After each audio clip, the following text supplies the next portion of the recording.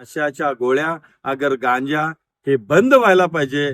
अन्यथा असेच मर्डर होणार, असेच गुन्हे होत राहणार आणि याला जबाबदार मग कुणाला पकडायचं हे तुम्हीच ठरवा.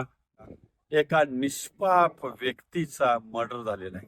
पण या मर्डरच्या मागचं कारण काय बघा. आपलं नाव सांगा.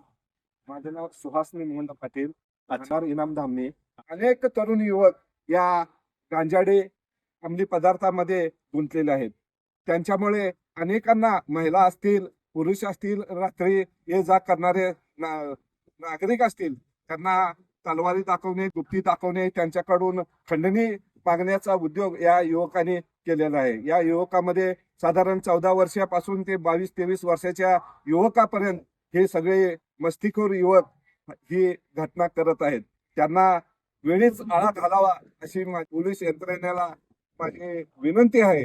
एवढंच आम्हाला परवानगी द्या की जे नशिले युवक आहेत तुमच्याकडून जर बंदोबस्त होत नसेल तर आमच्याकडून बंदोबस्त करण्यासाठी आम्ही युवक सज्ज आहोत.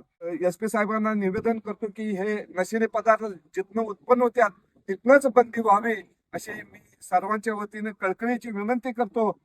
मी या रोज एक नवीन विषयाच्या माध्यमातून माननीय कर्तव्यदक्ष जिल्हा पोलीस प्रमुख यांना विनंती करतो, साहेब या आपल्या जिल्ह्यामध्ये जास्त करून आपल्या मिरज तालुक्यामध्ये या नशेखोरांची संख्या वाढत चाललेली आहे. तरुण मुलं आहेत, 12-14 वर्षापासून ही मुलं बिघडत चाललेली आहेत. अनेक लोकांच्या माझ्याकडे तक्रारी येत आहेत, पण साहेब त्यांचं म्हणणं असं आहे की पोलीस त्याची दखल घेत नाहीत. आरोप प्रत्यारोप करण्यापेक्षा मी SP साहेबांना विनंती करतो की साहेब ठोस काहीतरी निर्णय घ्या की ह्या नशाच्या गोळ्या अगर गांजा हे बंद व्हायला पाहिजे. अन्यथा असेच मर्डर होणार, असेच गुन्हे होत राहणार आणि याला जबाबदार मग कुणाला पकडायचं हे तुम्हीच ठरवा.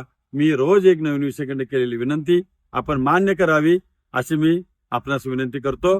धन्यवाद.